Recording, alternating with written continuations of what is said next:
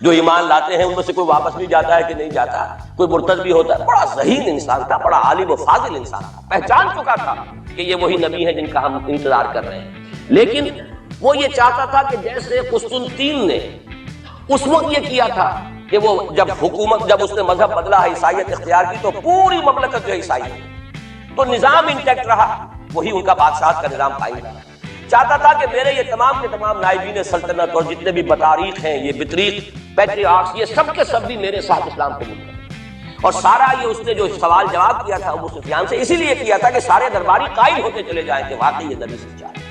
لیکن اس کی امید کے برعکس ہوا، ری ایکشن بڑا شدید ہوا ان کے وہ پادریوں میں اور ان کے پیٹریارکس تھے ان میں، تو پھر وہ بھی محروم رہ گیا.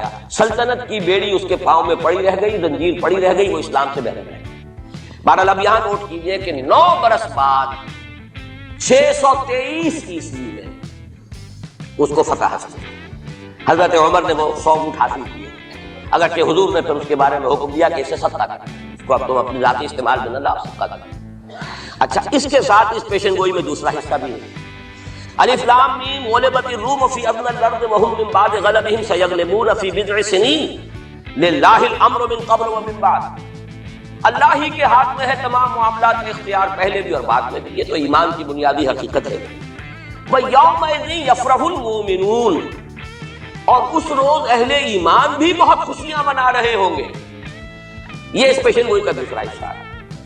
این بدر کے دن یہ خبر آئی ہے کہ یہ پیشن گوئی صحیح ہو گئی. 9 برس ہو گئے. سن 5 جو نبوی سے اور غزوہ بدر 623 عیسوی میں غزوہ بدر ہو رہا ہے، 622 میں ہجرت ہے اور 623 میں غزوہ بدر ہے. اور جس روز فتح مسلمانوں کو حاصل ہوئی ہے بدر میں، اور سرداران قریش جو ہے وہ کھجور کے کٹے ہوئے تلوں کے مانند جو ہے پڑے ہوئے نظر آئے ہیں میدان بدر میں، این اسی وقت فتح کی خبر آئی ہے کہ رومیوں کو دوبارہ فتح حاصل ہو گئی. یومئذ یفرح المؤمنون، اس دن اہل ایمان کو بھی بہت فرحت حاصل ہوگی، بہت خوشی حاصل ہوگی، وہ بھی جشن منا رہے ہوں گے بے نصر اللہ، اللہ کی مدد سے. بدر میں جو اللہ تعالیٰ کی نصرت آئی ہے، ینصر من یشاء، وہ تو مدد فرماتا ہے جس کی چاہتا ہے. وہو العزیز الرحیم، اور وہ زبردست ہے، رحم فرمانے والا ہے.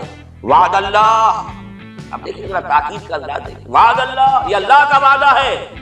لا یخلف اللہ وعدہ، اور کان کھول کے سن لو، اللہ اپنے وعدے کے خلاف نہیں کرتا. ولکن اکثر الناس لا یعلمون، لیکن اکثر لوگوں کو علم حاصل نہیں ہے، اکثر لوگ جانتے نہیں. یہ جو میں نے آیات اور اس کا تاریخی پس منظر، کچھ تھوڑا سا جغرافیائی جو اس کا پس منظر ہے، وہ سارا آپ کے سامنے رکھا ہے. اس کا مقصد یہ ہے کہ ایک طرف تو جو پیشین گوئیاں ہیں ان کے بارے میں تعلیم یافتہ لوگوں کے ذہنوں میں بھی اگر کوئی اشکال ہے کہ حدیث میں جو پیشین گوئیاں آئی ہیں تو وہ پیشین رفع ہے. ہمارے نزدیک قرآن اور حدیث میں کوئی فرق نہیں. قرآن بھی ہمیں محمد کے ذریعے ملا صلی اللہ علیہ وسلم. مجھ پر تو نازل نہیں ہوا، کسی اور پر نازل نہیں ہوا، ابو بکر پر نازل نہیں ہوا، نازل تو محمد پر ہوا صلی اللہ علیہ وسلم. وہ بھی آپ کی زبان مبارک سے ہمیں عطا ہوا ہے. آپ سے لیا ہے صحابہ نے، صحابہ سے تابعین نے، تابعین سے تبع تابعین نے، اور اس کے لیے ریٹن ورڈ ذریعہ نہیں بنا ہے. اصل جو ہے یہ اسپوکن، زبان سے زبان، اور اصل شے آج بھی جو ہے وہ قرات ہے. قرآن قرات اور قرات کا فن جو ہے یہ ہے اصل، اس کے لیے حجت ہے. یہ لکھنے کا معاملہ جو ہے وہ بھی تھا. اس کے بعد حضرت ابو بکر کے زمانے میں اس کو ایک کتاب کی شکل میں بھی جمع کر دیا. پھر حضرت عثمان نے اس کو ایک رسم الخط پر بھی تمام امت کو جمع کر دیا. یہ بھی بڑی قیمتی چیزیں ہیں. لیکن اصل جو ہے میڈیم قرآن مجید کا منتقل ہونا، کہ قلب محمد پر نازل کیا جبرائیل نے، انہ نزلہ علی قلبک، پھر لسان محمد سے صلی اللہ علیہ وسلم حاصل ہوا صحابہ کو، پھر صحابہ کی زبانوں سے، پھر یہ تابعین کو، تبع تابعین کو. تو یہ منتقل ہوتا آ رہا ہے. اور ہمارے ہاں جو فن قرات ہے اس میں باقاعدہ سند ہوتی ہے. جیسے فن حدیث میں سند ہے، آپ کس سے پڑھ رہے ہیں، اس نے کس سے پڑھی، اس نے کس سے پڑھی، سند چلے گی. اسی طریقے سے فن قرات میں سند ہے. جو ہمارے ہاں قراء ہوتے ہیں ان کا تعلق جو ہے وہ جڑ جائے گا اسی دور صحابہ کے قراء کے ساتھ. بہرحال اس وقت جو درج کر رہا تھا کہ قرآن اور حدیث میں یہ فرق نہیں ہے، دونوں چیزیں محمد کی ادا کرنا. اور ہمیں معلوم ہے کہ حضور کو وحی صرف قرآن کی شکل میں نہیں ہوئی ہے، وحی خفی بھی ہوئی.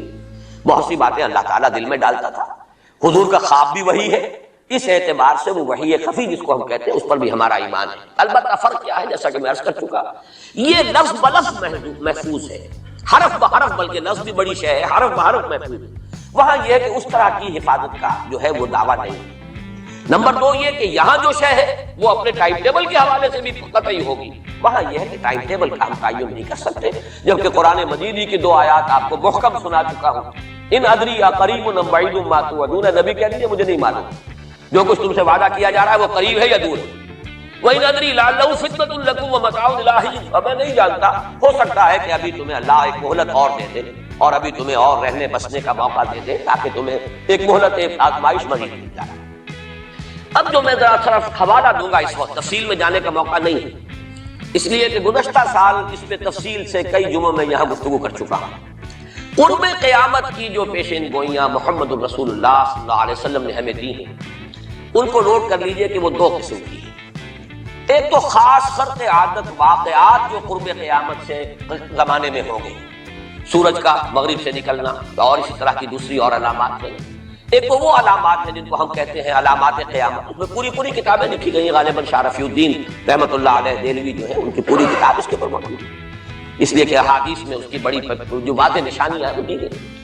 ایک یہ ہے کہ قیامت سے متصلاً قریب کے زمانے کے کچھ تاریخی واقعات کا تذکرہ، یہ ہیں 2 چیزیں کہ جن کو میں نے کافی پچھلے دنوں یہاں بیان کیا ہے، اس وقت میں صرف اس کا حوالہ دینا چاہتا ہوں، اور وہ حوالہ کیا ہے؟